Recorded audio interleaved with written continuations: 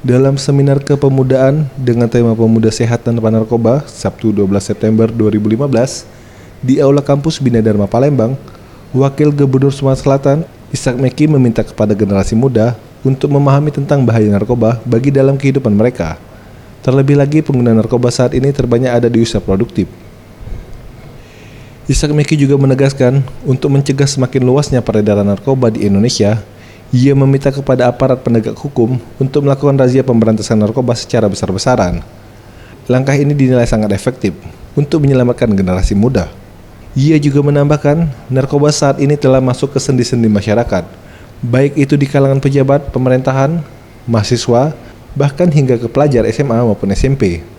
Untuk itu, pemerintah Provinsi Sumsel akan mendukung penuh sosialisasi pencegahan dan pemberantasan narkoba. Nah, ini tentunya harus secara masif untuk dapat mencegah, mensosialisasikan persoalan-persoalan ini agar kiranya tidak menjalar, tidak menjamur lagi di kalangan para pemuda masyarakat Sumatera Selatan.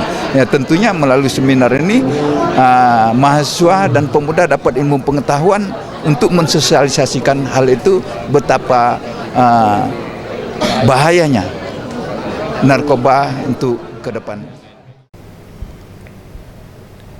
Ishak juga menambahkan, bagi masyarakat maupun para pegawai pemerintahan pengguna narkoba untuk melapor ke BNN guna direhabilitasi.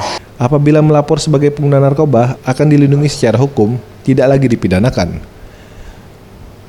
Reza Dinata, Sriwijaya TV.